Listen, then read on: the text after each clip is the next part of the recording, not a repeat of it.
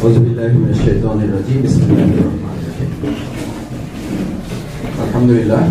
আসসালামু আলা রাসূলিল্লাহ ওয়া আলা আলিহি ওয়া সাহবিহি আজমাইন। শহীদ কাফেলা বাংলাদেশ ইসলামী ছাত্র শিবির ঢাকা মহানগরী দক্ষিণ সদস্য শিক্ষা শিবিরের সম্মানিত সভাপতি, বাংলাদেশ ইসলামী ছাত্র শিবিরের কেন্দ্রীয় কার্যকরী পরিষদ সদস্য, ঢাকা মহানগরী দক্ষিণের সংগ্রামী সভাপতি, মেধাবী ছাত্রনেতা ভাই নোমান শিকদার, আজকের অনুষ্ঠানের সম্মানিত প্রধান অতিথি, বাংলাদেশ ইসলামী ছাত্র শিবিরের নবনির্বাচিত 2021 সালের জন্য কেন্দ্রীয় সভাপতি, মেধাবী ছাত্রনেতা আমার প্রিয় ভাই জনাব সালাউদ্দিন আইয়ুবী, উপস্থিত মহানগরী জেলার সম্মানিত নেতৃবৃন্দ এবং আজকের এই প্রোগ্রামের যারা সম্মানিত ডেলিগেট, আমার একান্ত প্রিয় সম্মানিত সদস্য ভাইরা, আসসালামু আলাইকুম ওয়া রাহমাতুল্লাহি ওয়া বারাকাতুহু। ওয়ালাইকুম আসসালাম। ভালো আছেন আপনারা সবাই? আলহামদুলিল্লাহ। আল্লাহ অশেষ মেহেরবানি যে আল্লাহ বিরাট দয়া এবং অনুগ্রহের অংশ হিসাবে আমরা এখানে সমবেত হতে পেরেছি অনেক দিন পরে। দেশের বিরাজমান পরিবর্তিত রাজনৈতিক, প্রশাসনিক এবং একই সাথে করোনা সংক্রমণের এক বিরাট মহামারী থেকে আল্লাহ তাআলা ক্রমান্বয়ে আমাদেরকে আস্তে আস্তে একটা ইতিবাচক পরিস্থিতির দিকে নিয়ে যাচ্ছে। সেই জন্য আমাদের শুকরিয়া আদায় করছি আমরা সকলে। আলহামদুলিল্লাহ। একই সাথে তার দরবারে নিরাপত্তা কামনা করছি। আল্লাহুম্মা ইন্নী আউযু বিকা মিনাল হামমি ওয়াল হাজন ওয়াল আজজি ওয়াল কাসলি ওয়াল বুখলি ওয়াল জুবনি ওয়া দালা'আদ দাইনি ওয়া গালাবাতির রিজাল। আল্লাহ তাআলা যেন সমস্ত মুসিবত বালা থেকে, সমস্ত আমাদের জটিলতা কুটিলতা থেকে হেফাজত করেন, শেষ পর্যন্ত আমাদেরকে যেন আল্লাহ তাআলা কামিয়াব করেন। এরপরেও যদি কোনো ধরনের পরীক্ষার জন্য আল্লাহ তাআলা আমাদেরকে বাছাই করেন, সেই পরীক্ষার জন্য যেন আমাদের প্রস্তুতির জন্য আমাদেরকে আল্লাহ তাআলা যোগ্যতার সাথে মোকাবেলা করার তৌফিক দান করেন। আমরা সাধারণত সবসময় নিরাপত্তাই প্রত্যাশা করি, আল্লাহ তাআলা যেন আমাদেরকে সবসময় নিরাপদ রাখেন। এই দোয়া আমাদের প্রিয় নবী রাসূল সাল্লাল্লাহু আলাইহি সাল্লাম করতেন না করতেন? তারপরও তার সাথে যুদ্ধ আসছে, তায়েফ আসছে, বদর আসছে, উহুদ আসছে। তার মানে তার দোয়া কবুল হয় নাই? কবুল হয়েছে। এখন আমাদের দোয়া কবুল হওয়ার অর্থ হইল যে আমাদের কোনোদিন কোনো ঝামেলা হবে না, আর এটা হওয়ার অর্থ হলো আমাদের দোয়া কবুল হয় নাই। ব্যাপারটা তা নয়, এটা দোয়া কবুলেরই অংশ। আল্লাহ তাআলা কল্যাণের জন্যই আপনাকে বাছাই করেছেন। মাছকে যদি কোনো মাছের মালিক তাকে পানিতে না ফেলে তাকে যদি শুকনা মরুভূমিতে ফেলে দেয়, এটা তার জন্য কল্যাণ না অকল্যাণ? তাকে যদি একটা সোনার বাটিতে আপনি সাজাই রাখেন, উপরে হীরা জহরাত দিয়ে ঢেকে রাখেন, কিন্তু সেখানে পানি নেই, পানির চেয়ে তো দামি জিনিসই রেখেছেন, ভালো জিনিসই রেখেছেন, কিন্তু তার জন্য কি এটা কল্যাণকর না অকল্যাণকর? অকল্যাণকর। আল্লাহ তাআলা আপনার জন্য কল্যাণ কোথায় রেখেছেন? ইন্না মাআল বালা ওয়া ইন্না মাআল জাজা। আল্লাহ তাআলা কারোর জন্য আগে বালা ঠিক করে না, মুসিবত ঠিক করেন, আগে ঠিক করেন তার প্রতিদান। ভালো করে খেয়াল করুন, আগে ইমানদারদের জন্য বালা ঠিক করে না, মুসিবতটা আগে নির্ধারিত হয় না। আগে আপনার জন্য জেল ঠিক হয় না, আগে আপনার জন্য ফাঁসির মঞ্চ তৈরি হয় না, আগে আপনার জন্য বন্দুকের বুলেট তৈরি হয় না, আগে আপনার জন্য আল্লাহ দরবারে তৈরি হয় প্রতিদান। ওই প্রতিদানের জন্য ব্যক্তি আব্দুল রহিম, ব্যক্তি আব্দুল করিম, ব্যক্তি আব্দুল জব্বার, ব্যক্তি সালাউদ্দিন আইয়ুবী, ব্যক্তি শফিকুল ইসলাম, ব্যক্তি নোমান শিকদার প্রস্তুত কিনা, যোগ্য কিনা, ওটার জন্য তারা যথার্থ উপযুক্ত ব্যক্তি কিনা, এটা আল্লাহ তাআলা বাছাই করার জন্য এই বিপদের মধ্যে ফেলাটা তার সুন্নাত। সেজন্য বলা হয় ইন্না মাআল বালাই ওয়া ইন্না মাআল জাযা। আগে যাজা নির্ধারিত হয়, তার আলোকে তাকে বাছাই এবং যাচাই প্রক্রিয়াটা নির্ধারিত হয়। আল্লাহ তাআলা যেন বিরাজমান পরিস্থিতির উপর ভিত্তি করে কোন রকম বাছাই প্রক্রিয়ার জন্য যদি আল্লাহ তাআলা আমাকে বাছাই করেন, কবুল করেন, সেটার জন্য যেন আমাদেরকে আমরা প্রস্তুত থাকার তৌফিক যেন দান করেন। সম্মানিত ভাইয়েরা, আপনাদের কাছে আলোচনার শিরোনাম ইতিমধ্যেই তুলে ধরা হয়েছে, বায়াতি জীবনের গুরুত্ব, আমাদের করণীয় অথবা ইসলামী আন্দোলনের পায়া।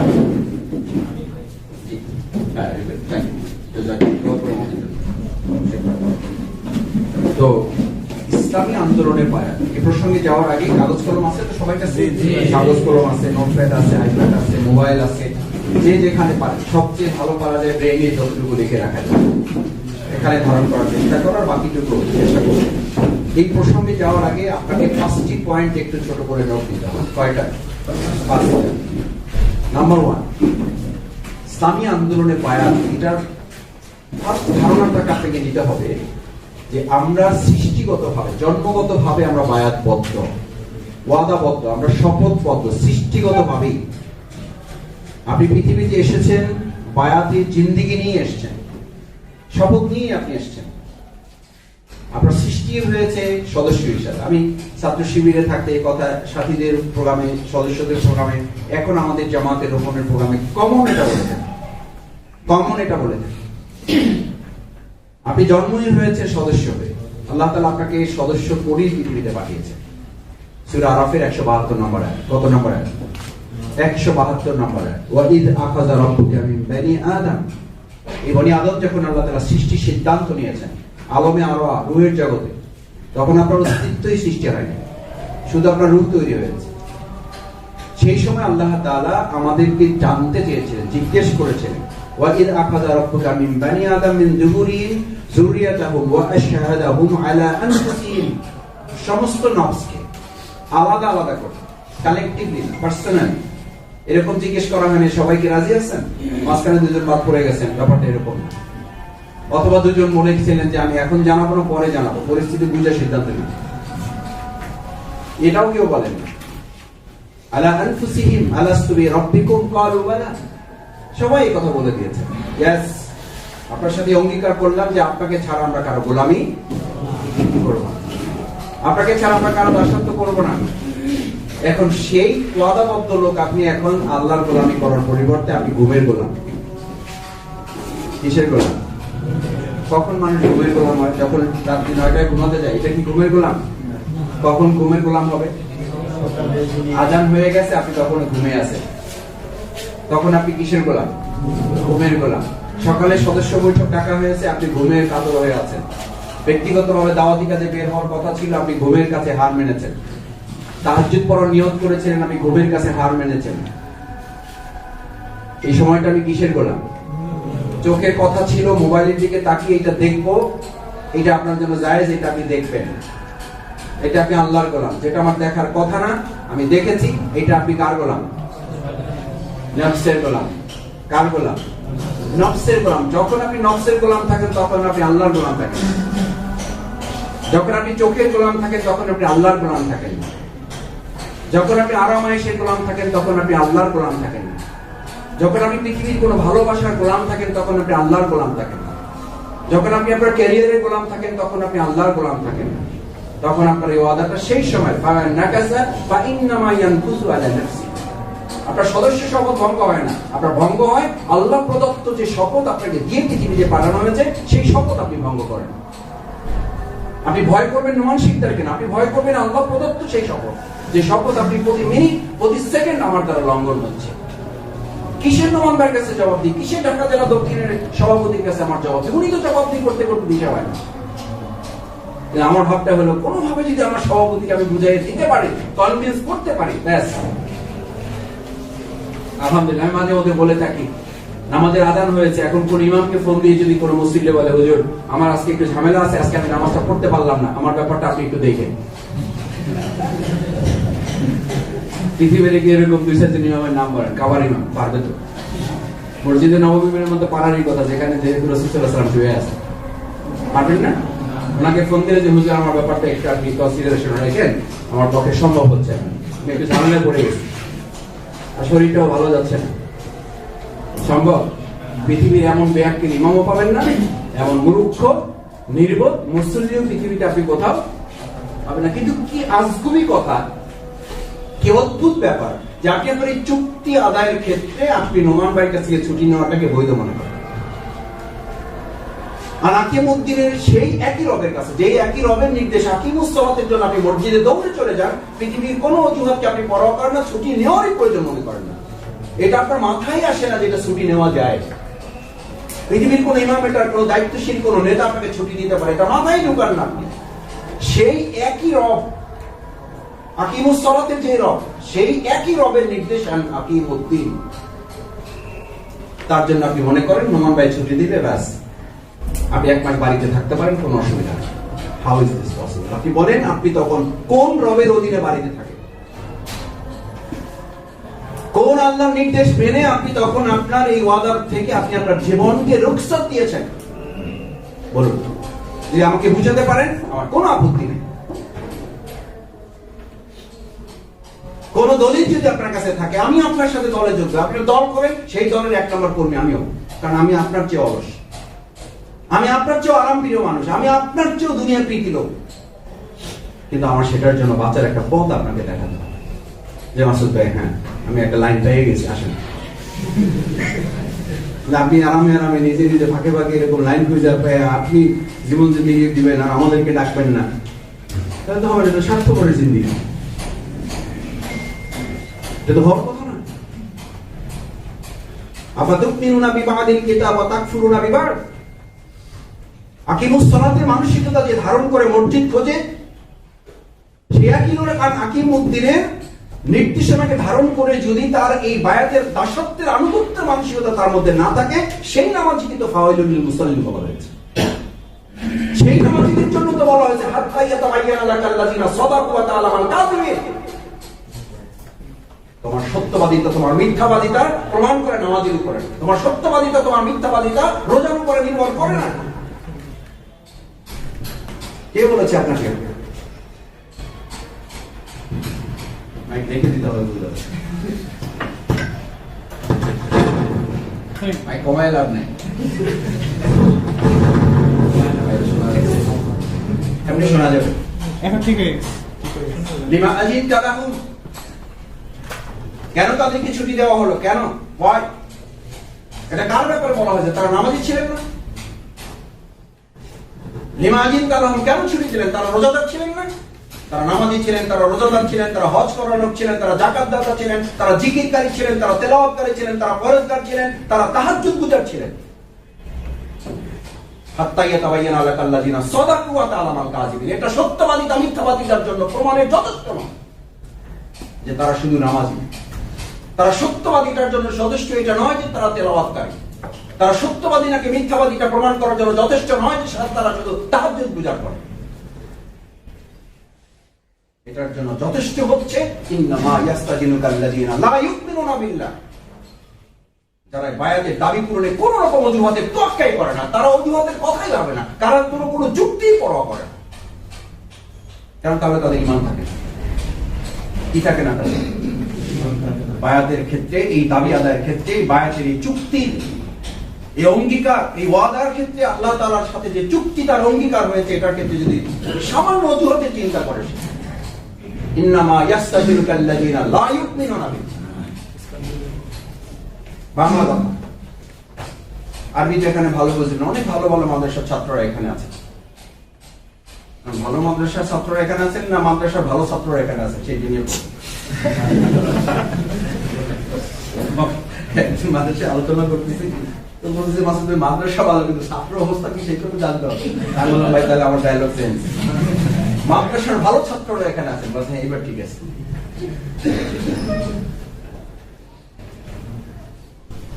ইন্নামা ইয়াস্তাজিনুকাল্লাযিনা লা ইউমিনুনা বিল্লাহ।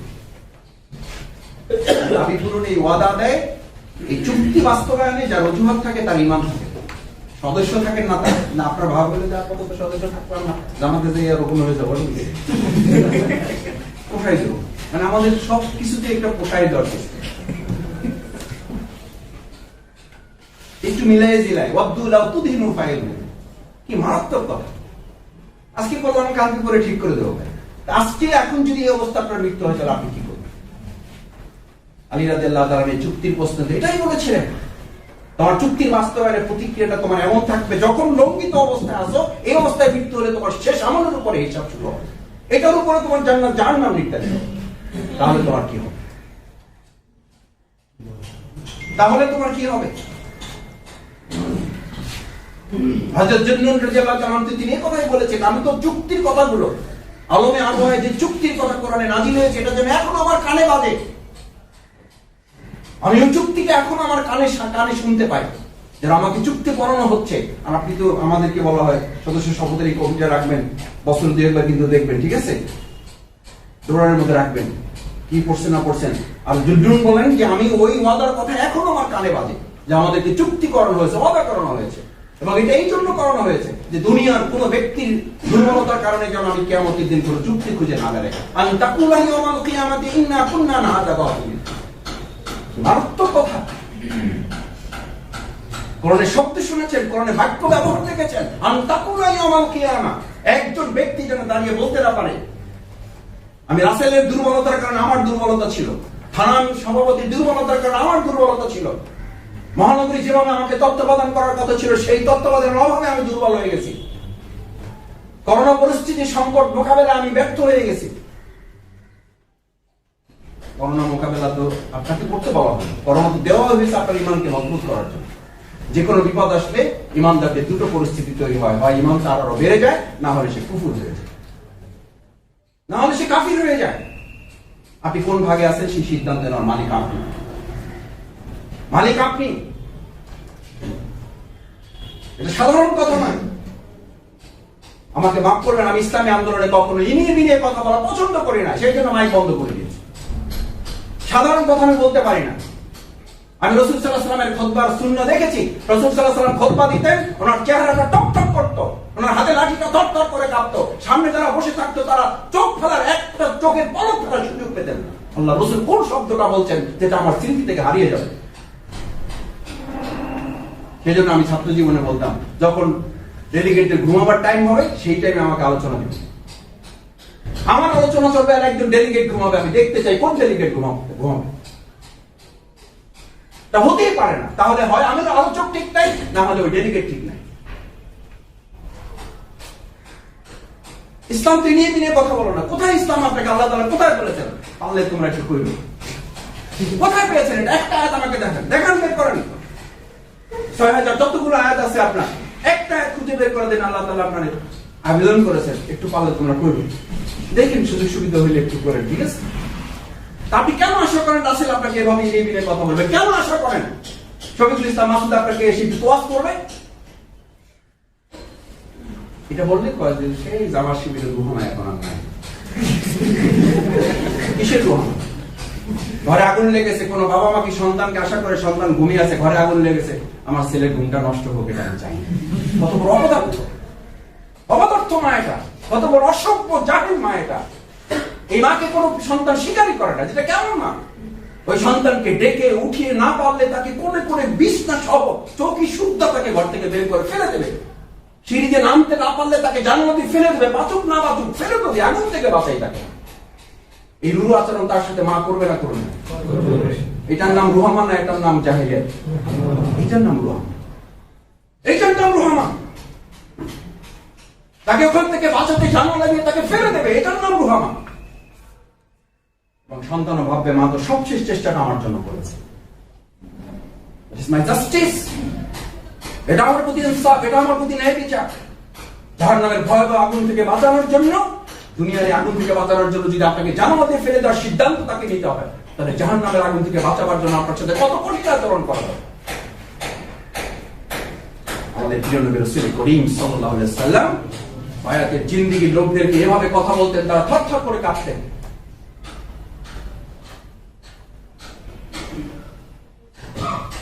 দুই নম্বরে বায়াতের দ্বিতীয় অনুভূতি হচ্ছে এই বায়াতের সাথে আমার জান্নাত জাহান্নামের সম্পর্ক। এটার সাথে জামাত ইসলামী ছাত্র শিবির, এটার সাথে আমার থানা আমিরগিরি, এটার সাথে থানা সভাপতিগিরি, উপশাখা সভাপতিগিরি, মহানগরীর সেক্রেটারিয়েটগিরি, এই কোন গিরির সাথে এটা সম্পর্ক, কোন গিরির সাথে এটা যায় আসে না। এটার সাথে জান্নাত জাহান্নামের সম্পর্ক।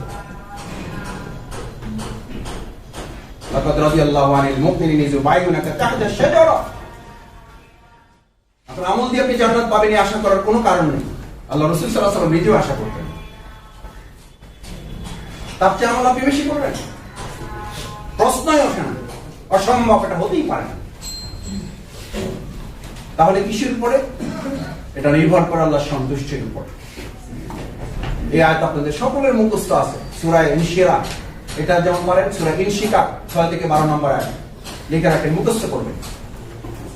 সূরা ইনশিকাকের 6 থেকে 12, ফাসাউফা ইউহাসাবু হিসাবান ইয়াসির। আল্লাহ রাসূল সাল্লাল্লাহু আলাইহি ওয়াসাল্লাম যখন আয়াত তেলাওয়াত করলেন, আয়েশা সিদ্দিকা রাদিয়াল্লাহু তাআলা আনহা জিজ্ঞেস করেন, রাসূলুল্লাহ, এই ফাসাউফা ইউহাসাবু হিসাবান ইয়াসির হিসাব সহজ করা মানে কি? তাকে প্রশ্ন করে জবাব দিয়ে দেওয়া হবে? রাসূল সাল্লাল্লাহু আলাইহি ওয়াসাল্লাম বললেন না। তাকে কম প্রশ্ন করা হবে? বললেন না। তাকে কি মানে প্রশ্ন করে সাথে সাথে তাকে কি হেল্প করা হবে? না, কোনোটাই না। এই ফাসাউফা ইউহাসাবু হিসাবান ইয়াসিরের সরল তরজমা হলো তাকে কোনো প্রশ্নই করা হবে। যদি কোনো ব্যক্তিকে প্রশ্ন করা হয়, প্রশ্ন করার সাথে সাথে নিশ্চিত হতে হবে তাকে জাহান্নামে যেতে হবে। প্রশ্ন শুরু হওয়া মানে সে কোথায় যাবে? জাহান্নামে। প্রশ্নের জবাব দিয়ে কেউ জান্নাত যেতে পারে, সেটার জন্যই এই বায়াত। এই বায়াতই আপনার জান্নাতের গ্যারান্টি। লাকাদ রাদিয়াল্লাহু আনিল মুমিনিন, সন্তুষ্টি অর্জনের জন্য আর কোনো ব্যবস্থা আপনার সামনে নেই, আর কোনো রাস্তা খোলা নেই।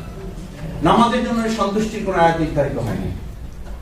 তার মানে কি নামাজ ছোট ইবাদত বলা হচ্ছে না? এটা তার জায়গায় বড়, রোজা তার জায়গায় বড়, হজ তার জায়গায় বড়, যাকাত তার জায়গায় বড়। লাকাদ রাদিয়াল্লাহু অবশ্যই আনিল মুমিনিন, সব মুমিনদের উপর এটা। তোমরা লব্জ শুনেছেন?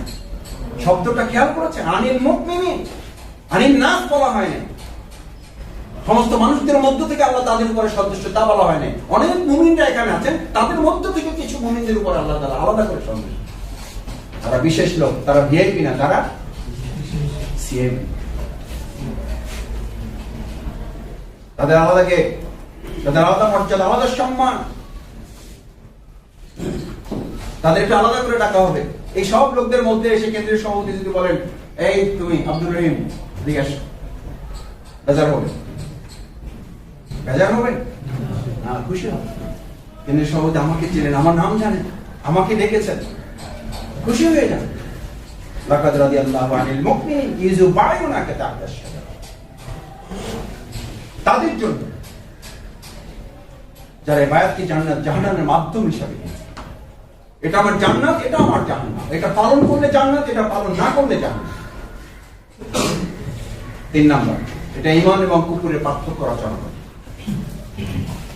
এটা ঈমানিয়াত এবং কুফরিয়াতের পার্থক্য নির্ধারণ করে দেয়। আপনি কোন অবস্থায় আছেন, কোন অবস্থায় জীবন যাপন করছেন। ওয়ারতাবাত কুলুবুহুম ফাহুম ফি রাইবিহিম ইয়াতারাদ্দাদুন। আপনি যখন অজুহাত পেশ করেন, দুনিয়ার মানুষ শুধু আপনার অজুহাতটা দেখতে পায়, আল্লাহ তাআলা আপনার অন্তরের রোগটা দেখতে পায়। সিটি স্ক্যান দেখেছেন? এমআরআই, আর কি একটা নাম বলেন? ইসিজি আছে, এটা পাওয়া যায়। এটা হলো দুনিয়ার বিজ্ঞান। আর কোরআনের একটা কম্পিউটার বিজ্ঞান আপনার মধ্যে আল্লাহ তাআলা ঢুকিয়ে দিয়েছেন, কোরআনের কম্পিউটার। এই কম্পিউটার আপনি চেক করে প্রতি মিনিট প্রতি সেকেন্ড আপনার মধ্যে একটা ল্যাবরেটরি আল্লাহ তাআলা সেট করেছেন। ল্যাবরেটরি, এই ল্যাবরেটরির কথা সূরা আল আলা, সূরা শাম, সূরা লাইলে আছে। এখানে সবাই মুখস্থ আছে সূরা। আনাফসি ওয়া মা সাওয়াহা ফাআলহামাহা ফুজুরাহা ওয়া তাকওয়াহা। ভাই বুঝতে পারিনি এটা আসলে। আপনি ভালোভাবে বুঝতে পেরেছেন। আপনারা জানেন জাপানের 5 জন বিজ্ঞানী শুধু এটার উপরে অমুসলিম নাস্তিক ঈমান এনেছেন। এই ইসিজি রিপোর্ট তার বুকে এখানে একটা সেট করে দেওয়া হয়েছে, দুটো কম্পিউটার সেট করা হয়েছে। পরে জিজ্ঞেস করা হয় আল্লাহ আছে, ও মুখে বলে নাই, আর কম্পিউটার উঠতেছে, হার্ট বলতেছে ইয়েস, মুখে বলে নাই, আর হার্টের রিপোর্ট কম্পিউটারে উঠতেছে কি ইয়েস। ওকে জিজ্ঞেস করা হয়েছে জান্নাত জাহান্নাম আছে, মুখে যেটা এখানে উঠতেছে নো, আর এখানে হার্ট থেকে যেটা আসতেছে সেটা আসতেছে ইয়েস। আল্লাহ, আপনি তো জন্মগতভাবে আল্লাহ তাআলা আপনাকে এই ল্যাবরেটরি সেট করে দিয়েছেন। আপনি কেন বুঝেন না? আপনি কেন বুঝতে পারেন না বলেন? সৃষ্টিগতভাবেই তো আল্লাহ তাআলা আপনাকে ব্যালেন্স করে দিয়েছেন। আবার আমরা আরেকটা কথা বলি, কয় ভাই বায়াত ঠিক থাকলে ছাত্র জীবন ঠিক থাকে না, ছাত্র জীবন ঠিক থাকলে বায়াত ঠিক থাকে না। ক্যারিয়ার সংগঠনের সাংঘর্ষিক আলোচনা।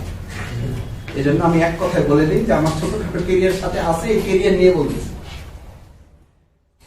এই ক্যারিয়ার নিয়ে বলতেছি ইসলামী আন্দোলনের একজন সদস্যের তার সদস্য পদই হচ্ছে তার জীবনের সবচেয়ে বড় ক্যারিয়ার। এটাই তার সবচেয়ে বড় হয়ে। বেলাল রাদিয়াল্লাহু তাআলা আনহু কোনো ইউনিভার্সিটি টিচারও ছিলেন না, প্রফেসর ছিলেন না, ছাত্রও ছিলেন না, কিন্তু তিনি আল্লাহ রাসূল সাল্লাল্লাহু আলাইহি ওয়াসাল্লামের চেয়েও আগে জান্নাতে যাবেন। আল্লাহু আকবার। কার আগে? আপনারা শুনে অবাক হয়েছেন, সাহাবীরা অবাক হয়েছে। ইয়া রাসূলুল্লাহ বলেন, আমরা তো শুনেছি যে দরজা খুলে আগে কে ঢুকবে? আপনার জন্য দরজাটা খোলা, বলছেন দরজাটা আমার জন্য খোলা হবে, কিন্তু আমি যে বাহনটায় চড়ে ঢুকবো, ওই বাহনের রশিটা আমার বেলালের হাতে ধরা থাকবে, যে কে পিছনে থাকবে সে তো আগে ঢুকবে। আল্লাহ, সেই বেলাল এখানে কেউ নাই, সেই বেলাল এখানে কেউ নাই। কেউ নাই মানে ওই রকম, মানে সাহাবী মর্যাদার দিক থেকে বলতেছে না, অত নিকৃষ্ট ব্যক্তি সমাজে এখানে আর কেউ আসেন নাই, অত দেখতে খারাপ এখানে কেউ নেই, তার চেয়ে নিচু মর্যাদার এখানে কেউ নেই। তাহলে আপনার পৃথিবীতে আর কোন ক্যারিয়ারের প্রয়োজন? কোন ক্যারিয়ারের প্রয়োজন? কোন সফলতার পিছনে আপনি ছুটছেন চোখ কান বন্ধ করে? কোন স্ট্যাটাস, যে স্ট্যাটাসের জন্য কোরআনে ঘোষণা করা হয়েছে সূরা আক্কা 25 থেকে 31, হালাকা আন্নি সুলতানিয়া, হালাকা আন্নি সুলতানিয়া। তোমার এই তাবিনী মিল্লাত গিরি,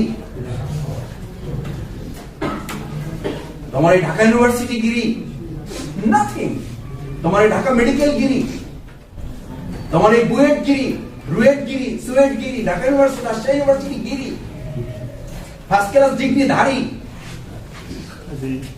আলাকা আন্নি সুলতানিয়া, সমস্ত কিছুকে সুলতানের মধ্যে ঢুকানো হয়েছে। মেধার নেতৃত্ব কৃতিত্ব যারা দেখায়, আমি অমুক সাবজেক্টের ছাত্র, আর আমার সভাপতি নাকি ফাজিলে পড়ে, দ্বিতীয় বর্ষ, তার আবার দ্বিতীয় 2 টাকার রসগোল্লা, তার আবার ঝোল। রসগোল্লার দামই 2 টাকা, তার আবার কি চাই, একটু ঝোল বাড়াই দিই। আপনাদের মধ্যে কারো চিন্তা নেই এরকম আল্লাহর ওলিরা এখানে বসে আছেন, এটাই আমি ধারণা।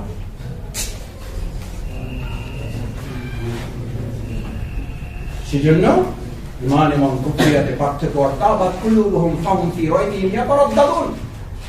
তারা এই অজুহাত যখন পেশ করে, তারা যখন এই চুক্তির ক্ষেত্রে কোন রকম তাল বাহানা করে, কোন রকম তাল বাহানা করে, যা দুনিয়ার কোনো মানুষ জানতে পারবে না, কোনো ডাক্তার জানতে পারবে না। ডাক্তারের কাছে গেলে ডাক্তার বলে আপনার জ্বর হয়েছে, এটা আপনি তো বুঝতে পারছেন, তাহলে আমার কাছে আসেন কেন? বলছে নাপা খাইতেছি কিন্তু রোগ তো ঠিক হইতেছে। তখন ডাক্তার কি বলে? টেস্ট করে।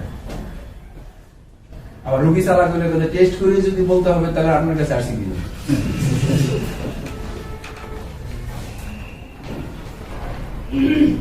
যেটা ফেসবুকে লেখা পাওয়া যায়, টেস্ট করার যে টাকা, এটার টাকা দেওয়া উচিত কার? রোগী না ডাক্তারের? ডাক্তারের। কারণ সমস্যা তো তার, সে বুঝতে পারলো না ডাক্তার।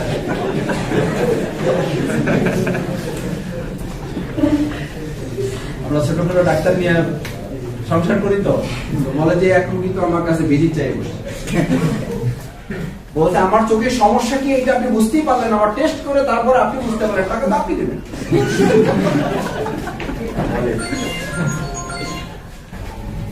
বলে যে সর্বনাশ, বাস্তবে তো তাই হয়। ঘটনা সব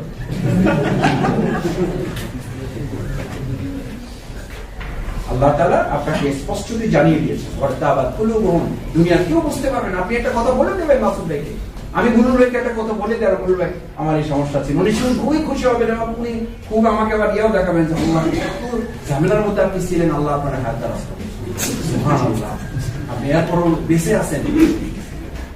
আর আপনি মনে মনে চিন্তা করতেছেন, যাক গুলু ভাই একটু বুঝাইতে পারেন কি লাভ হবে, হাসিবু ক্বাবলা আন তুহাসাবু। এটা তো চূড়ান্ত কথা না, চূড়ান্ত জবাবদিহি, চূড়ান্ত হিসাব, চূড়ান্ত পর্যালোচনা, রিয়ালাইজেশন তো কাল কিয়ামতের দিন। এটা রিহার্সাল, ইটস ওনলি রিহার্সাল।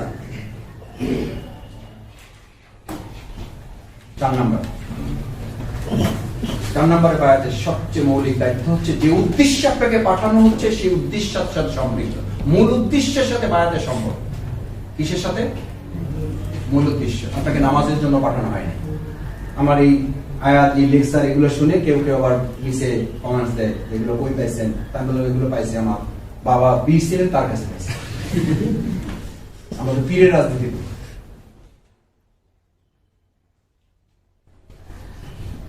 আমি আমার 21 বছরের কোন আলোচনায় মাওলানা মওদুদী মরহুম রহমাতুল্লাহ রেফারেন্স দিয়ে আমি বক্তৃতা করি না।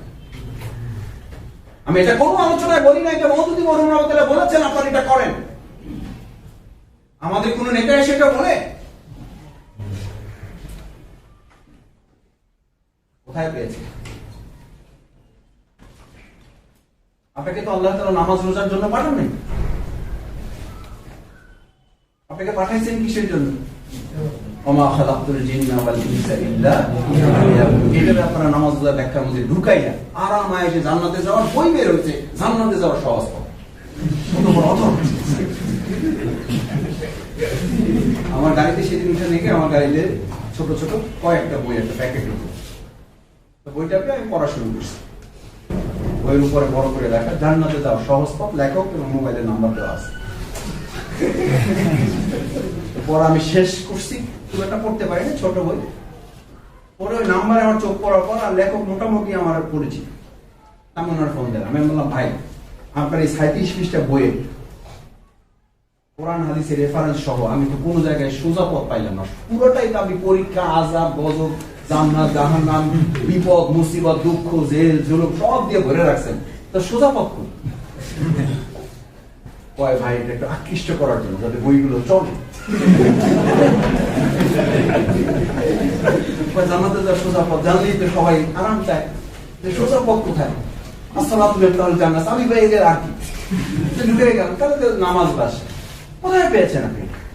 সোজা পথ কে বলেছে আপনাকে? আলিফ লাম মিম হাসিবান নাস আইয়ুতরাকু আইয়াকুলু আমান্না হুম লা ইফতান, এটা দিয়ে তার বই শুরু, এইটা দিয়ে তার বই শুরু। তাই বললাম পৃথিবীর এমন কোন ভালো ছাত্রের একজন নাম বলেন যে পরীক্ষা চায় প্রতি সপ্তাহে একটা করে। কয় ভাই আমিও ছাত্র জীবনের পরীক্ষা খুব ভয় করতাম। আমি বললাম কি লিখছেন আর শিরোনাম কি দিয়েছেন? কয় ভাই যাতে একটু, সেই জন্য আমি এখন 2-4 দিন ওয়াইদিনের সাথে যখন কথা হয় আমি বলি ভাই খালি বিনা হিসাবে জান্নাতে যাওয়ার কথা বলেন না, ওয়াজের মধ্যে এটাও বলেন যে বিনা হিসাবে জাহান্নামে যাওয়ারও সম্ভাবনা। লা ইউসালু আন যামবিহি ইনসুন ওয়ালা জান। এই আয়াত তেলাওয়াত করলে ওখানে তার 20,000 টাকা যেটা আগে অগ্রিম দেওয়া হয়েছে ওটাও নিয়ে নেবে।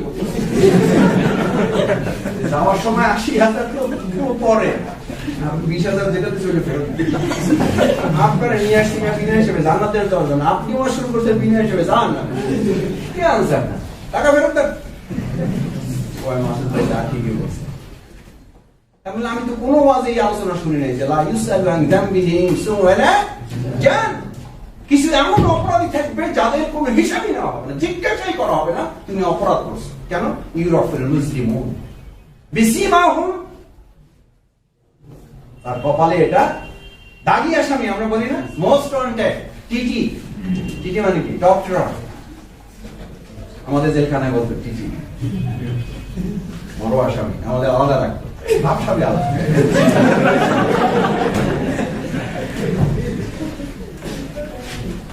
রিয়েলি ভাবসাবি আলাদা ছিল। আলহামদুলিল্লাহ এখানে যারা ছিলেন তারা জানেন আমাদের অন্যরকম ভাব। কিসের জেল সুপার টুপার এগুলো, আমরা এই জেলার আমরা কেন? ইউরাফুল মুসলিমুনা বিসিমাহুম, আল্লাহ। এই আয়াতের তর্জমা নাই। তাহলে 4 নাম্বার কি বললাম? উদ্দেশ্যের সাথে আমাদের সম্পর্ক। উদ্দেশ্যের সাথে ওমা খালাকতুল জিন্না ওয়াল ইনসা ইল্লা লিয়াবুদুন। ইবাদতের আপনারা বলেন, ইবাদতের অর্থ আপনারা বলেন। আল্লাহ রাসূল সাল্লাল্লাহু আলাইহি ওয়াসাল্লামকে জিজ্ঞেস করা হয়েছিল মা বলে ইবাদত, ইবাদত কি? আল্লাহ রাসূল সাল্লাল্লাহু আলাইহি ওয়াসাল্লাম আপনি ইবাদতের কথা আপনি বলেন। আল্লাহ রাসূল এটা বলেন না, আল ইবাদাতু সালাতি, আল ইবাদাতু সাওমি, আল ইবাদাতু হুয়া ফাজ, আল ইবাদাতু হুয়া যাকাত, আল ইবাদাতু হুয়া নফল সালাত, আল ইবাদাতু হুয়া তা'তিল। নো, আল ইবাদাতু বিগায়াতিল জুব্বি বিগায়াতিল হুব। That is by. ইবাদতের মূল উদ্দেশ্য হচ্ছে নিজেকে পরিপূর্ণভাবে শেষ করে ফেলা, সারেন্ডার করে দেওয়া, কমপ্লিটলি নিজেকে আত্মসমর্পণ করা। আমার বলতে কিচ্ছু নেই, আমি নেই, যেখানে আমিত্ব নেই। বিগয়াতিল জুব্বি বিগয়াতিল হুব্বি, চূড়ান্ত বিনয়, চূড়ান্ত ভালোবাসা। দ্যাটস কল্ড ডেফিনেশন অফ ইবাদত। এটা আমার পীর বাবার কথা বলতেছি। একটা শফিকুর রহমান ভাইয়ের ইবারত দিচ্ছে আপনাদের, তামিল মিল্লাতের ডক্টর ইউসুফ হুজুরের কথা বলতেছি। এটা কার কথা? প্রিয় নবী মুহাম্মদুর রাসূলুল্লাহ সাল্লাল্লাহু আলাইহি ওয়াসাল্লামের কথা বলছি। আর ইবাদত বিগায়াতিল যুক্তি বিগায়াতিল হুব্বি, চূড়ান্ত বিনয়, চূড়ান্ত ভালোবাসা। চূড়ান্ত বিনয়ের নামই বেমান বায়াত, চূড়ান্ত ভালোবাসার নাম বায়াত। সূরা তাওবা 24 নম্বর আয়াত, কুল ইন কানা আবাউকুম ওয়া আবনাউকুম ওয়া আজওয়াজুকুম ওয়া আশীরাতুকুম ওয়া আমওয়ালুন তারাফতুমুহা তিজারাতান তাকশাউনা কাসাদাহা ওয়া মাসাকিন তারদাউনাহা। আত্মপূজা, আত্মপ্রীতি আর হলো গৃহপ্রীতি। কি প্রীতি? এই গৃহপ্রীতির কথা আমাদের সকালে শর্ত বলে, হ্যাঁ, এটা পরবর্তী যখন কেউ লিখবে তখন এটা যোগ করতে হবে। মাওলানা মদুদি রহমাতুল্লাহ যতটুকু লিখেছেন তার সাথে এটা যোগ হওয়া দরকার। কারণ আত্মপূজা, আত্মপ্রীতির সাথে এখন আমাদের আর একটা যোগ হয়েছে ম্যাচ প্রীতি। কি প্রীতি? ম্যাচ প্রীতি, বাসা প্রীতি, ঘর প্রীতি। মানে ম্যাচ থেকে বের হলে কখন ম্যাচে ঢুকবে, আমরা বাসা থেকে বের হলে কখন বাসায় ঢুকবে, আল্লাহ তাআলা এখন জানতেন না, তখন জানেন। মাসাকিনা তারদাউনাহা, তোমরা যেখানে থাকো সেখানকার প্রতি তোমাদের একটু আলাদা ভালোবাসা, সেখানকার প্রতি তোমাদের একটু মহব্বত, এটা আমি জানি। এই ভালোবাসা তোমাদের আছে, এটা আমি জানি। এটা কাতর, এটার প্রতি তোমরা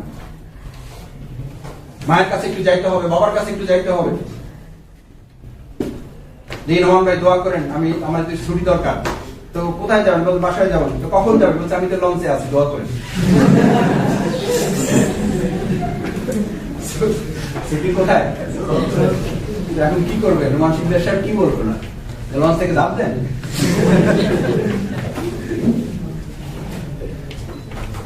ছাত্র এসে শিক্ষককে বলছে ওদের ছুটি দিলে দেন, নাহলে গেলাম। এখন শিক্ষকের দায়িত্ব কি?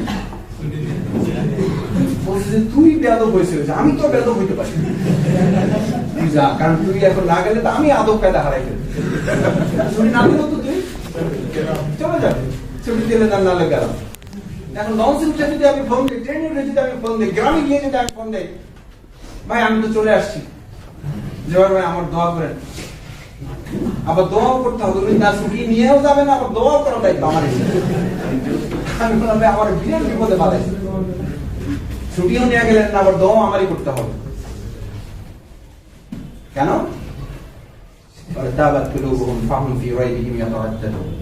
ইবাদতের মূল উদ্দেশ্য হচ্ছে এটি, ইবাদতের সাথে এটা জড়িত। আমার সবগুলো ইবাদতের মূল লক্ষ্য কি দেখেন? আনুগত্য, বায়াত, চূড়ান্ত ভাবে নিজেকে রোজা রেখেছেন।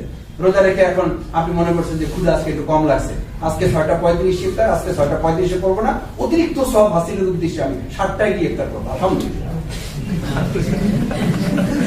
সব বেশি না কম?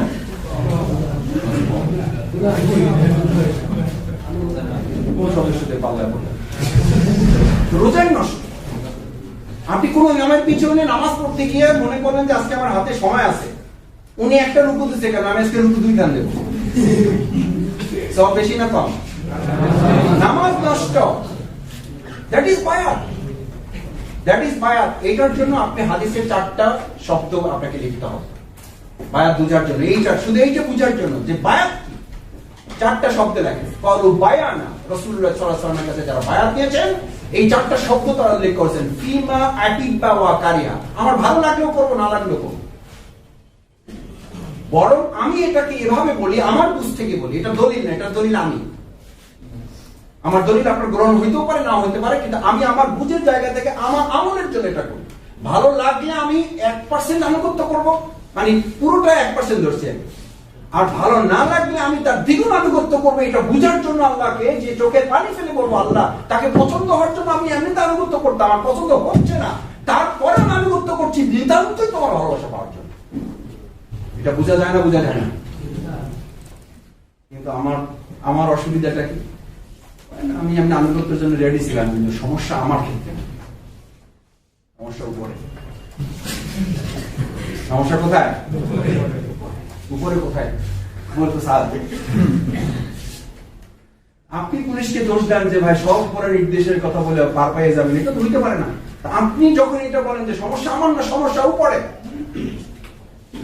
তখন আপনাকে কোশ্চেন কে করবে? কে করবে আপনাকে কোশ্চেন? একজন সদস্যের তো স্ট্যান্ডার্ড আপনার সভাপতি না। লাকাদ কানা লাকুম ফি রাসূলিল্লাহি উসওয়াতুন হাসানাহ, তো ফুলিশটা বসায় দেওয়া হয়েছে। শফিকুল ইসলাম মাসুদ কালকে গোল্লায় যেতে পারে, কিচ্ছু যায় আসে না। আল্লাহ না, আল্লাহর কিছু যায় আসে না, ইসলামের কিছু না, দিনের নাই, দুনিয়ার নাই, সমাজের কিচ্ছু যায় আসে না, নাথিং। কিন্তু আপনার খুব যায় আসে। মাসুদ ভাই শেষ হয়ে গেছে, আমি শেষ হয়ে গেলাম, অসুবিধা। তার ভাব এরকম যে মাসুদ ভাই যে গতিতে জাহান্নামে যাইতেছে, আমি তার চেয়ে কয়েক গুণ গতিতে জাহান্নামে যাওয়ার জন্য মাসুদ ভাই সাথে কম্পিটিশনে নেমেছে।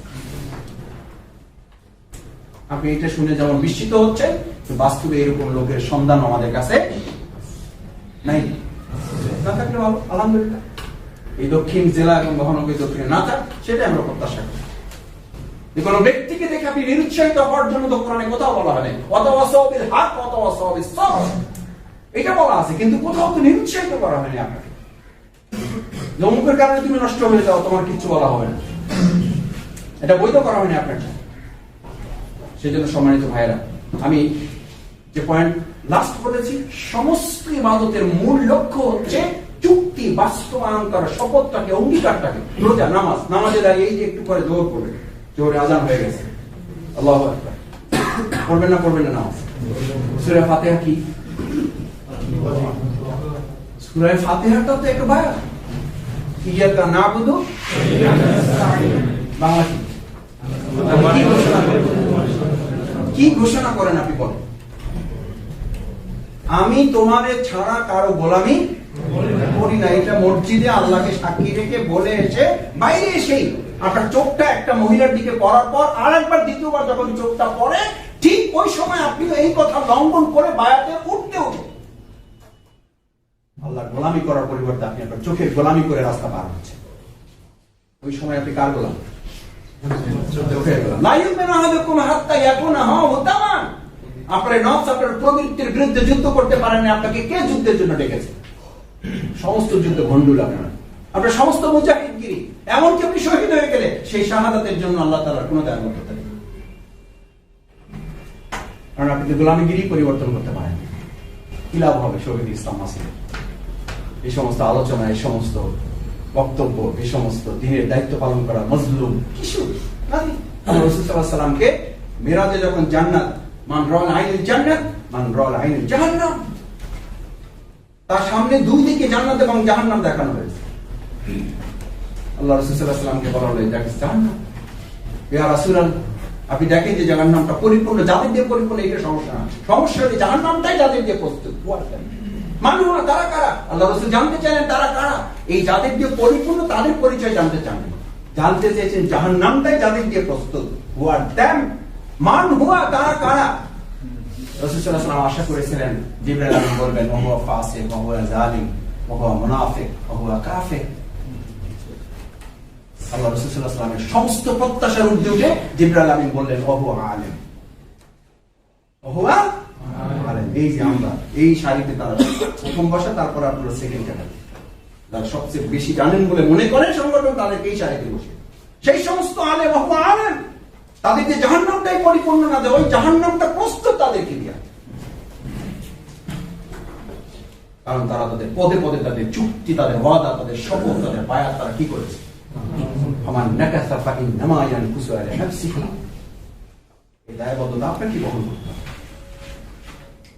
আপনাকে বহন করতে হবে। নামাজ তো একটা বায়াত, নামাজে 5টা হাকিকতের কথা বলা হয়। কয়টা হাকিকত? নামাজ বানি হলো আমামা রব্বাহু, কার সামনে? আল্লাহর সামনে। আল্লাহর সামনে প্রথম অনুভূতি নামাজ, ওয়াদা করতেছেন আল্লাহকে সামনে রেখে। জাহারাল মালাকুল মাউত, সামনে না পিছে? জাহারাল মালাকুল মাউত, পিছনে অপেক্ষমান কে?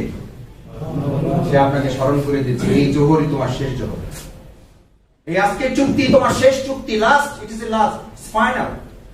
সো ভালো করে আদায় করো। অর্ডার হয়ে গেলে নামাজও শেষ করতে পারবে না, নামাজও শেষ করতে পারবে না। জাহারাল মালাকুল মাউত, পাটা আপনি রাখছেন কার্পেটের উপরে না, ফ্লোরের উপর আপনি পাটা রেখে আপনি নামাজ পড়ছেন না। হাদিসের ভাষায়, হাদিসের পরিভাষা হচ্ছে নামাজ পড়ছেন তাহতা আকদামিল কুলসিরাত। পাটা কোথায় রেখেছেন? একটু এদিক ওদিক হয়ে গেলে হয় জান্নাতে পড়ে যাবে, না জাহান্নামে। কান ইমেজিন এভাবে নামাজ পড়েছেন কয়দিন? তাহতা আকদামিল কুলসিরাত বিয়ামিনে জান্নাহ বিশিমালে জাহান্নাম। সামনে আল্লাহ সাক্ষী, পিছনে দণ্ডায়মান কে? মালাকুল মাউত। আর দাঁড়িয়ে আছেন কিসের উপরে? সিরাতের উপরে। ডান পাশে জান্নাত, বাম পাশে জাহান্নাম। ফি মাহিব পাওয়া কারিয়া। এভাবে আপনি নামাজে এক একবার চুক্তি করছেন। আপনি দোয়া কুনুত পড়েন না পড়েন? কি এগুলো বলেন? আল্লাহুম্মা ইন্না নাস্তাঈনুক বলে তো আপনি 2 মিনিট দাঁড়ায় থাকবেন। আর পুরোটা দোয়া কুনুত পড়তেই তো লাগে 30 মিনিট, এই 30 সেকেন্ড। আল্লাহুম্মা ইন্না নাস্তাঈনুকা নাস্তাগফিরুকা ওয়া নাতুবু ইলাইক। তুমি সূরা মুখস্থ করতে এরকম তারা ভাই না পড়তে পারলে তুমি মুখস্থ হইছে বলে বলতে হবে।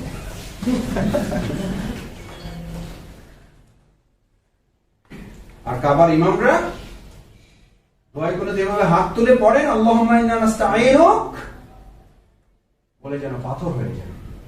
ওটা মানুষ আছে কিনা এটা বোঝা যায় না।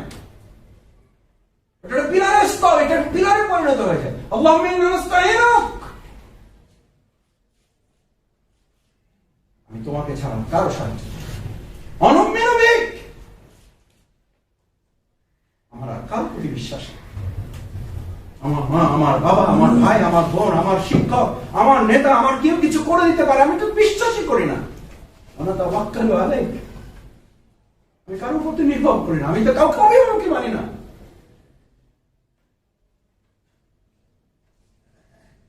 ونثني عليك الخير ونشكرك ولا نكفرك ونخلعك ونترك من يفسدك اللهم إياك نعبد ولك نصلي।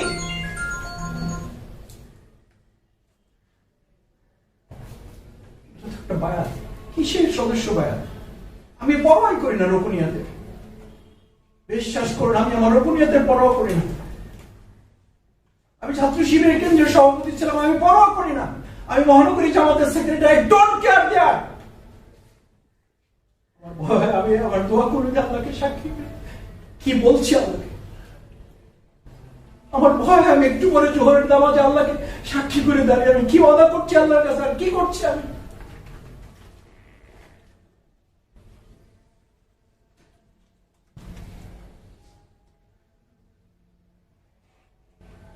ওটা ইবাদত তো একটা বায়াত।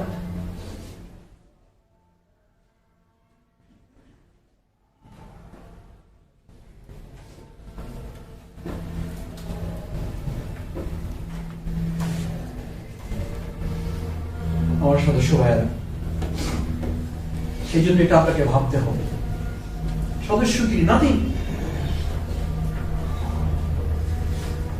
আপনি মুসলিম হয়ে সদস্য হন না, আপনি সদস্য হয়েছেন কি হওয়ার জন্য? মুসলিম হওয়ার জন্য।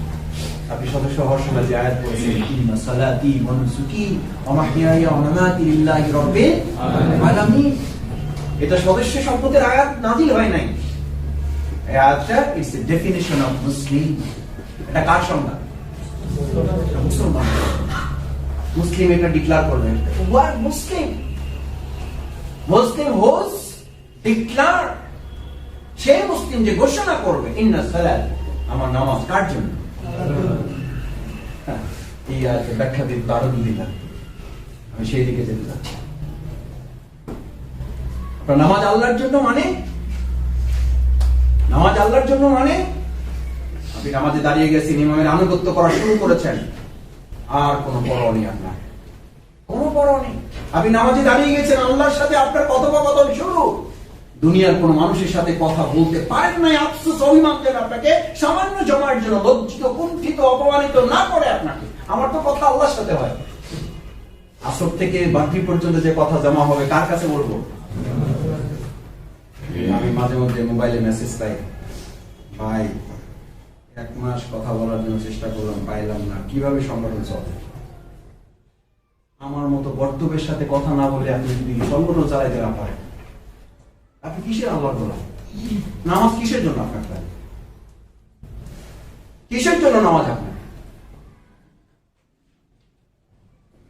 ইমাম ইবনে তাইমিয়া রাহিমাহুল্লাহ বলতেন, আসর থেকে মাগরিবের মাঝখানে আমার যত দুঃখ, আমার যত লাঞ্ছনা, আমার যত অপমান, আমার যত কষ্ট, আমার যত ক্ষোভ জমা হতো, আমি অপেক্ষায় থাকতাম কখন হাইয়া আলাস সালাহ, মসজিদে আজান ভেসে আসবে, আমি আমার রবের কাছে গিয়ে বলবো, আল্লাহ আমি তোমার দিনের দাওয়াত দিতে গিয়ে আমাকে একজন খুব অপমান করেছে, আমাকে খুব কষ্ট দিয়েছে। মাগরিব শেষ করার পর এসা পর্যন্ত আমি আল্লাহর কাছে গিয়ে আবার হাজির হয়ে বলবো, আল্লাহ আমার ঘরে আজকে খাওয়ার মতো কিচ্ছু নাই, আমার চাকরি নাই, আমার বিজনেস নাই, আমার ক্যারিয়ার নাই। আল্লাহু খায়রুল রাযিক। আল্লাহ রাসূল সাল্লাল্লাহু আলাইহি ওয়াসাল্লাম বলতেন যে আল্লাহর সাথে কথা বলে দুনিয়ার মানুষের সাথে কথা না বললে তার কি যায় আসে। আর এখন সদস্যদের, আমি রকমদের, আমি দায়িত্বশীলদের দেখি কথা না বলতে পারলে যেন আমার পেটের ভাত হজম হয় না। যে যত বেশি কথা বলতে পারে সে তত যোগ্যতার অধিকারী। কিয়ামতের লক্ষণ। কিয়ামতের লক্ষণের মধ্যে এটা খাতবাহু কলিলুন সালাতুহু কাসীর। এই সময়ে বক্তৃতা লম্বা হয়ে যাবে, নামাজ কি হয়ে যাবে? সংক্ষেপ হয়ে যাবে। সবাই কথা বলতেছে, আমার একটা কথা আছে না, স্লিপ দেন, পরে না বলতে হবে, সব স্লিপে হয়, তাহলে বইটা প্যাসেন্টার কি অদ্ভুত। অথচ শুধু এটার উপরে সূরা হুজুরাতে সেই সাহাবী মুখে পাথর নিয়ে চলতেন, মুখে পাথর নিয়ে চলতেন। আল্লাহ রাসূল জিজ্ঞেস করলেন, কই আজকে তোমার কোনো কথা নেই? মুখটা আড়াল করে ভিতর থেকে পাথরটা এভাবে নিয়ে এসে পিছনে লুকিয়ে রেখে বসে আছে, আমার আর কোনো কথা নেই। মুখ থেকে কি বের করো? সে রাসূলুল্লাহ, সেই আয়াত নাযিল হওয়ার পর আমি মুখের ভিতর পাথর ঢুকিয়ে চলি, যেন চাইলেই আমি কথা বলতে না পারি, পাথরের জন্য আমার মুখটা আটকে থাকে। মা ইয়ালফিযু মিন কাওলিন ইল্লা লাদাইহি রাকীবুন আতীদ। ফিমা হিব্বা ওয়া কারিহা। আপনি কি পছন্দ করেন না করেন সেটি বড় কথা না, বড় কথা হচ্ছে ইসলাম, দ্বীন, সংগঠন কি পছন্দ করে, দ্যাট ইজ ইওর প্রায়োরিটি। এটা আপনার অগ্রাধিকার ভিত্তি। সংগঠন কি চায়, এই বছরের পরিকল্পনায় কি কি আমার জন্য হাইলাইট করা হয়েছে, আমি তা করব। কেউ না করলে আমি করে দেবো। আমার ধারাটাকে আমি মডেল করব, আমার উপসারটাকে আমি মডেল করবো, আমার জোনটাকে আমি মডেল করব। আমার দায়িত্ব, আমি এটা করব। ফিমা হিব্বা ওয়া কারিহা, নাম্বার 2। বায়াতের দ্বিতীয় হক হচ্ছে এটা আপনার জন্য যদি কঠিন হয় তাও করবেন, এটা যদি সহজ হয় তাও। এটা নিয়ে আপনাদের বিরাট বক্তব্য আছে।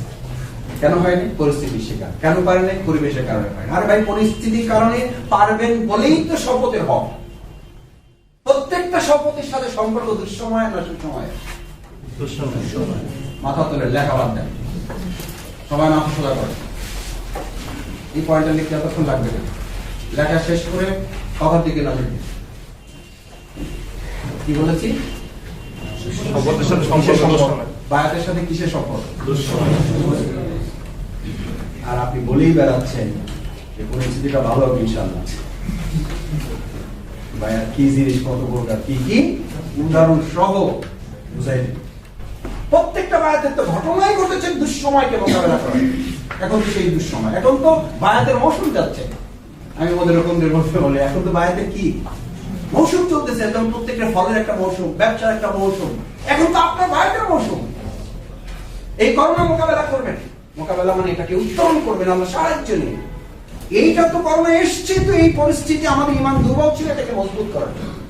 করোনা তো আমাদেরকে দেওয়াই হয়েছে আল্লাহ সন্তুষ্ট অর্জনের রাস্তা তৈরি করার জন্য। করোনা তো দেওয়াই হয়েছে জাহিলিয়াত থেকে ইসলামিয়াতের দিকে মানুষকে ধাবিত করার জন্য। বিপদ মুসিবত তো আল্লাহ তাআলা এই জন্যই দেন। সেইটাকে আপনি বলতেছেন আমি পরিস্থিতি শিকার। ভাই আমার মোবাইল বন্ধ ছিল, ভাই ভাই কি করবেন, ভাই ভাই মাফ করে দেবেন। কি লাইসেন্স নিয়ে বসে আছেন ওনার শিখতে হবে, পাওয়ারফুল লোক, মাফ করে দিতে পারেন। উনি মাফ করে দিলে সব মাফ।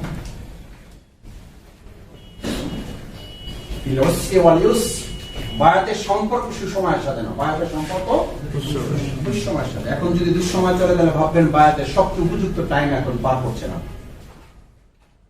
বায়াত নিয়ে ঘরে যাই বসে আছেন, এলাকায় যাই বসে আছেন, ভাই খুব সংস্কারের কাজ করতেছে, অনেকদিন সময় পাই না, চলো গ্রামে যাই কর্মসূচি পালিত হচ্ছে, একটা ভালো রিপোর্ট দিতে পারবেন, দোয়া করেন। আপনি চলো গ্রামে যাই কর্মসূচি পালন করতে বলছি, নিজে নিজে দায়িত্ব নিলে হবে। ফিলোসিওয়ালিউস, এটাকে আমরা অ্যাজ লাইক ব্রিক, একটা ইটের কথা বলি, যে বিল্ডিং এ ইট কাপনি আছে না নাই, ইটের কাজ দিয়ে এটা একটা বাক্সের মধ্যে এরকম গাড়ির সাজা। প্রথমে এটা সাইজ করে, এরপরে এটা শুকায়, এরপরে আগুনে পোড়ায়, চুলার মধ্যে দেয়, এরপরে এইটারই আমরা ভাঙে। তো ইট যদি কথা বলার শক্তি থাকতে বলতে হবে ভাঙবে যদি বানাইলেন আগে কম মানে এগুলো ফাইজলিমের একটা শেষ থাকা উচিত। দেখো সাইজ করছেন কিচ্ছু করি নাই, রোদে রয়েছেন তাও চুপচাপ সহ্য করছেন, কিন্তু মানুষের মিনিমাম একটা মত তো থাকা উচিত। কি বলে থাকা উচিত না? একটি কথা বলতে দিন, সেইটা বলতো আমার যে জেলা থেকে শহরে দিলেন, শহর থেকে জেলায় দিলেন, থানা থেকে যে উপশাখায় দিলেন, উপশাখা থেকে মহানগরীতে নিলেন, মহানগরী থেকে যে আবাসিকে দিলেন, আবাসিকে থেকে প্রাতিষ্ঠানিক দিলেন, কথাও তো শুনবেন আপনারা নাকি? পৃথিবীর কোন পরিকল্পনাবিদ? ইঞ্জিনিয়ার সিরাজুল ইসলাম ভাই। পৃথিবীর কোন পরিকল্পনাবিদ ইটের সাথে কথা বলতে বলে ভাই আসসালামু আলাইকুম, আপনাদের ফাউন্ডেশনের নিচে দিতে চাই, কোন অসুবিধা আছে? বলে থাপড়াই একবার গাল ভাবে, তুমি নিজে দাও না, আমল করো আগে। আমলের জিন্দিগি নাই, খালি বক্তৃতা করে বেড়ায়, নিজে দাও। পৃথিবীর ইট এটা বলতো না, বলতো না। আপনারা নৈতিকতা কোথায় বলে এটা যে শফিকুল ইসলাম মাসুদের বলতেছে, উনি নিজেই কিন্তু আমল করতেছে, ওনার দাঁড়িয়ে এখনো ছোট। মানে আমার কথা বলা বন্ধ করতে হবে, এটা মূল কথা। ওনারই তো টুপি নাই, ওনারই তো লম্বা জামানের ভিতরে টাই শুট করে ঘুরে বেড়ায়, তুমি আবার কি আমলের কথা বলো? ইঞ্জিনিয়ার যে প্ল্যান দিবে তার তো কাজ হলো তাকে এই কাজটা করার জন্য তাকে দায়িত্ব দেওয়া হয়েছে। এখন ইট যদি পাল্টা তারে বলে আগে আপনি যান, তারপরে আমার সিদ্ধান্ত। As like a brick, বায়াতের অধিকারী সদস্য শপথের ভাইরা হচ্ছেন as like a brick, আপনি একটা ইটের মতো, that is not top.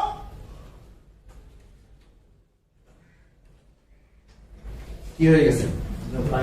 জবাই হয়ে যাওয়ার পর যদি এর হাতে শিরা কাটে, উপশিরা কাটে, চামড়া চলে, এরপরে কাটার সময় কি ওইটা বলে ভাই আস্তে কাটেন, খুব কষ্ট লাগছে,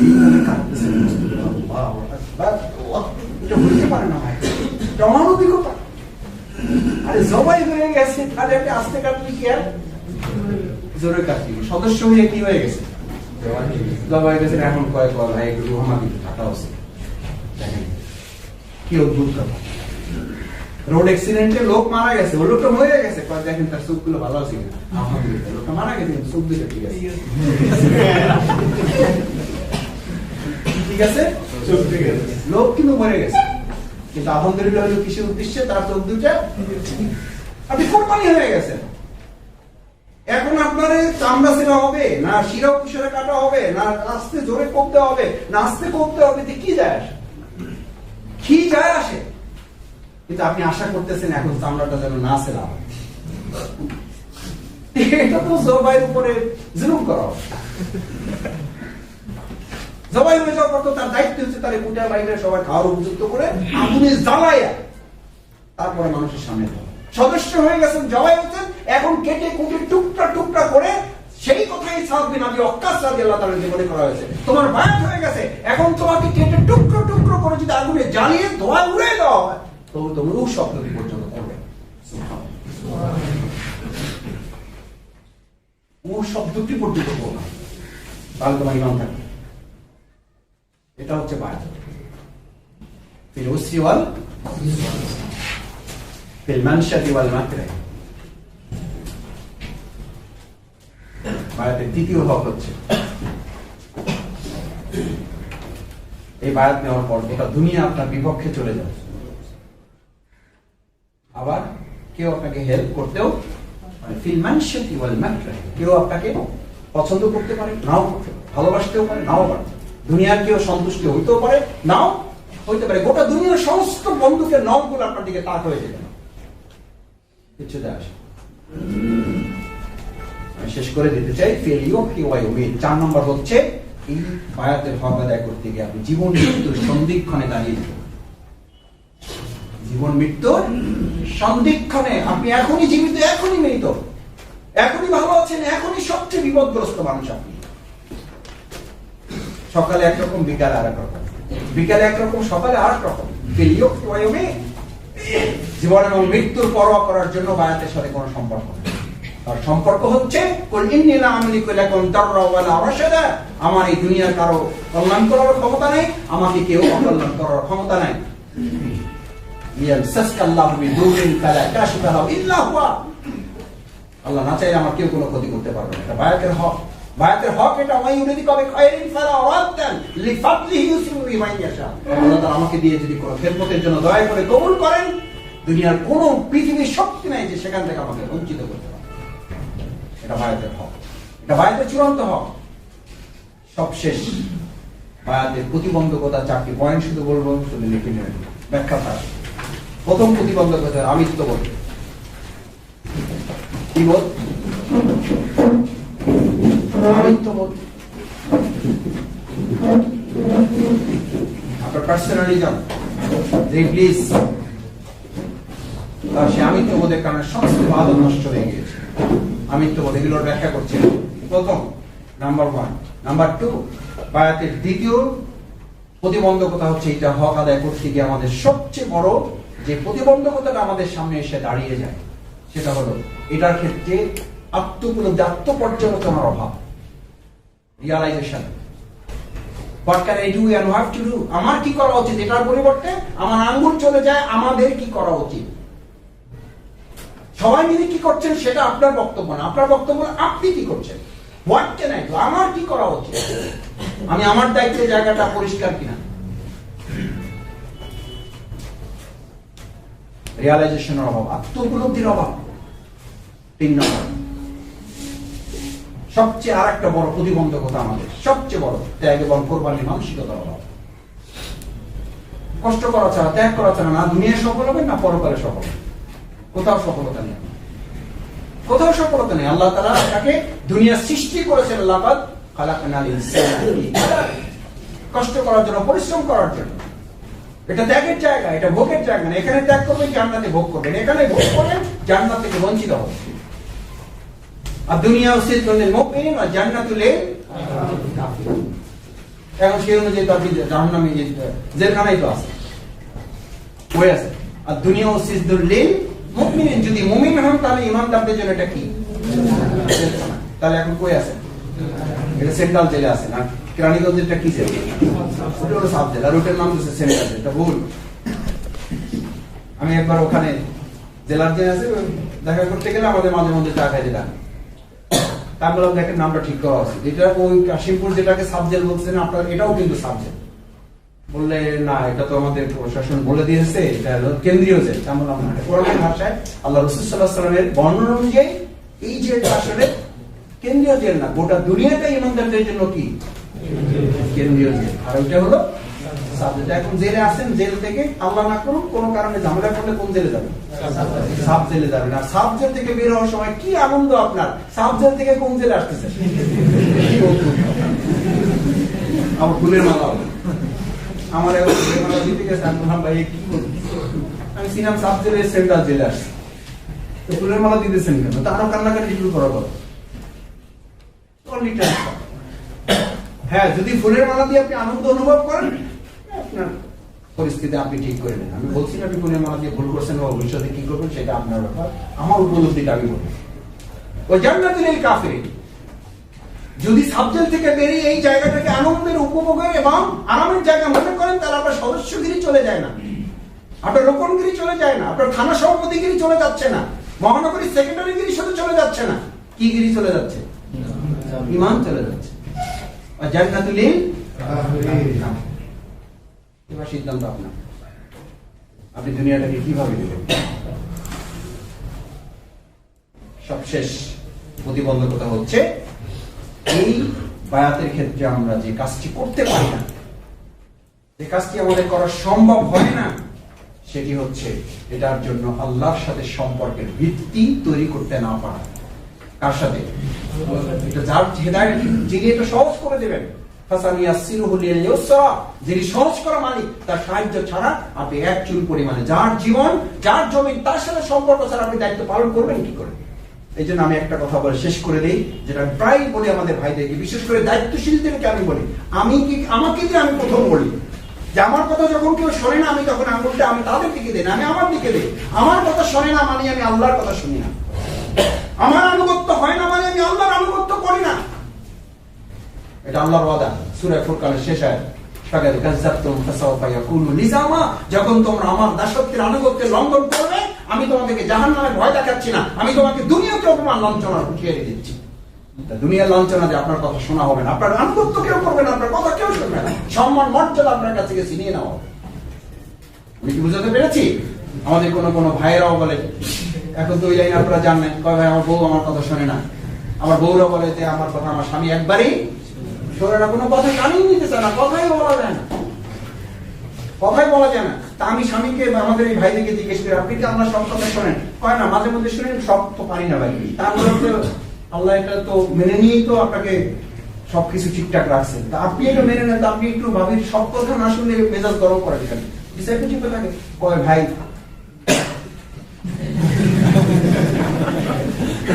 উনি আল্লাহ সব কথা শোনে না, কিন্তু আল্লাহর কাছে আশা করে যে আল্লাহ যেন ওনার সব কি রাখে, ঠিক রাখে। আর ওনার কথা ভাবি একটা না শুনলেই এই সংসার নামক ঘরটা উনি কি করে দেবেন, তছনছ করে দেবেন। আমি বললাম যে আল্লাহর কথা যখন আপনি শোনেন না, তখন তো আল্লাহ দায়িত্ব হয়ে যায় এই পৃথিবী নামক সংসারটা আল্লাহ কি করে দেবেন, তছনছ করে দেবেন। তা তো শিখছেন না, তাহলে আপনি এখান থেকে কেন শিখছেন না? সম্মানিত ভাইয়েরা, সেজন্য আসুন, আপনার সাথে আল্লাহ সম্পর্কের ভিত্তি নির্মাণের উপর নির্ভর করবে আপনার বায়াতের হক আপনি কতখানি আদায় করতে পারবেন অথবা কতখানি আদায় করতে পারবেন না। আয়াতের রেফারেন্সটা আপনি ভালো করে নিতে পারেন, সূরা মুজাম্মিল, ইয়া আইয়ুহাল মুজাম্মিল কুমিল লাইলি ইল্লা কালিল নিসফাহু ওয়া ইনকুস মিনহু কালিল আও জিদ আলাইহি ওয়া রাত্তিলিল কুরআনা তারতিল ইন্না সানুলকি আলাইকা কাওলান। এটা একটা বোঝা, একটা চাপ আপনার, এই বায়াতের হক, এই দায়িত্বের বোঝা বহন করা। আল্লাহ রাসূল সাল্লাল্লাহু আলাইহি ওয়াসাল্লাম বলে দাও তোমার তাহাজ্জুদগিরির জন্য না, ইন্না সানুলকি আলাইকা কাওলান সাকিল, এই যে বায়াতগিরির দায়িত্ব পালনের জন্য এই তাহাজ্জুদগিরি, তাহাজ্জুদগিরির জন্য বায়াতগিরি না, বায়াতগিরির জন্য তাহাজ্জুদ। আল্লাহর সাথে সম্পর্ক নির্মাণ করুন, আল্লাহ তাআলাকে সহজ করে দেবেন। আসসালামু আলাইকুম ওয়া রাহমাতুল্লাহি